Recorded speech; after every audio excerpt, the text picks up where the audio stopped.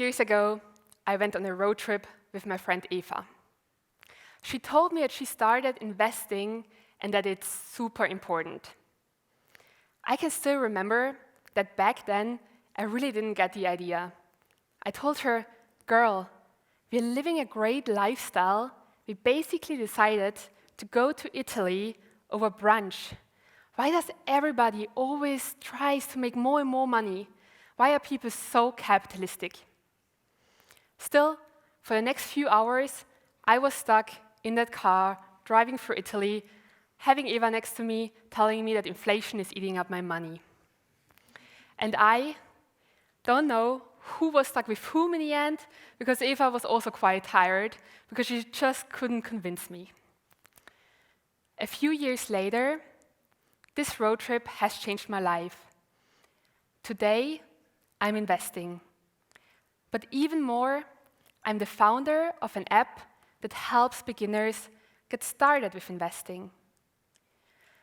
So you can imagine how Eva reacted when I told her that I'm going to start that company. She was like, "What the hell?" But also, when I got back home from Italy and I looked into investing and the underlying problems, I went like, "What the hell?" My Dolce Vita moment was gone within an instant.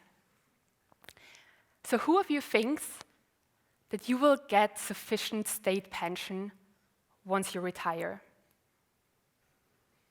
None of us. What a surprise. In reality, there will be no more spontaneous brunches or road trips. Instead, you will wish you could go back to work in order to fill that gap. Here you can see an overview of global pension systems. They have been rated from A to D. And you can see it's really, really hard to find a lot of green countries, which would mean that they are an A or a B+, so somewhat decent pension systems. One of the problems is that those pension systems simply don't cover enough people. So half of the world's population is not covered by a pension scheme at all. And now you might think, "Oh, that sucks for them, but I live in a wealthy country, so I will be fine." But the way it works is that you pay your pension contribution today. You cross your thumbs and you pray you will get some of it back in the future. But what happens in reality is your contribution is being taken and being handed over to those who are retired today. This works perfectly fine as long as there are enough people working for those who are retired. But now we are running into a huge global problem. We are all getting older. In the past, young people still outnumbered old ones by a lot. But already in 2018, the coin flipped for the first time, and there were more old people than young ones. And this is going to be worse in the future. So what does it mean for all of us? By 2050, the number of people who are working for those who are retired will be cut in half. The pension system will simply implode. And I'm always talking about 2050, and you're thinking maybe this is a problem for the future. But this issue is here already today. The World Economic Forum has looked at only 8 economies around the world, and they have found that there is a deficit in the pension system of $28 billion every single day. So by 2050, this deficit will sum up to $400 trillion, which is 4 times the global GDP today, which is the value of all the goods and services produced around the world. So some people say that the pension crisis is the second biggest crisis after climate change. And you might now think, Julia, if it would be that bad, politicians would talk about it, and the media would write about it, and we would all talk about it, right? But the truth is that talking about the pension system is political suicide. Because there are basically two options. Option number one is they can raise the retirement age. So basically, they just make us all work longer. So most probably, fast food will not be that fast anymore when grandpa is flipping the burgers. And there is a second option, and that is lowering the pension payouts, but they are low already today. So there are those two options, and in fact, France tried to raise the retirement age already. And there were more than 1 million people going to the streets. There were demonstrations and riots. So it's not a wonder that politicians just don't want to talk about it. But don't be fooled. Those two measures will be implemented with 100% certainty. Maybe not now, but now you know. So I'm telling you all of this because there is something that you can do. And the obvious one is that you yourself need to start saving money for your retirement. But there is something that is even more powerful than saving, and that is investing.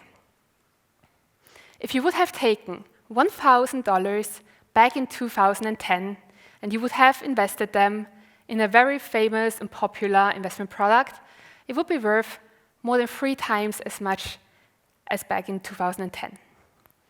If you would have taken the money and you would have simply saved it back in 2010, it would have actually lost value.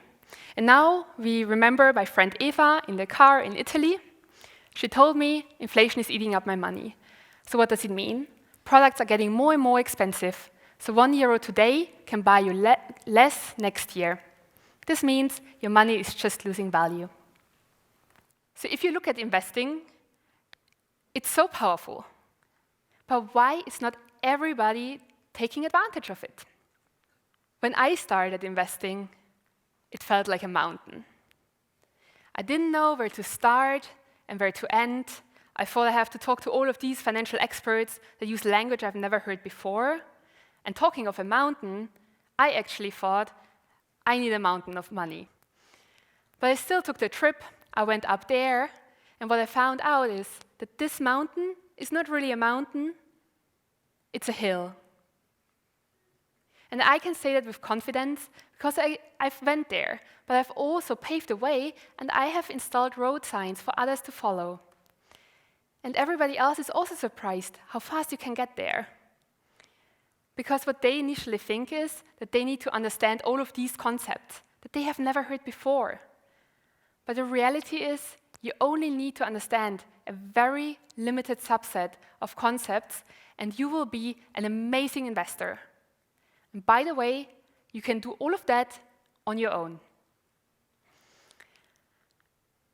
So one of my favorite questions to ask whenever I meet a new person is, if there is one thing that you could still learn, what would it be? And I'm asking you now this question. What would it be for you? Most people tell me they want to learn an instrument or a language or maybe even coding. And I can tell you one thing. Learning all of these things actually takes months or years until it has impact on your life. But investing will take you hours, maybe days, and it will change your whole financial future. Truth is, what people really want is stability. It is financial stability so they can thrive and they can do the things that they really love to do, be it learning a language or that new instrument. So use investing as a tool to get that freedom and to do all of the things that you would love to do. If you take away one thing from this talk, then it is that you cannot rely on others to save for your financial future. You need to do it yourself, and doing so is easier than you might have thought. Life can be tough sometimes, and you are doing a great job being wherever you are today. So use 10 minutes today and build yourself an even greater future. Thank you.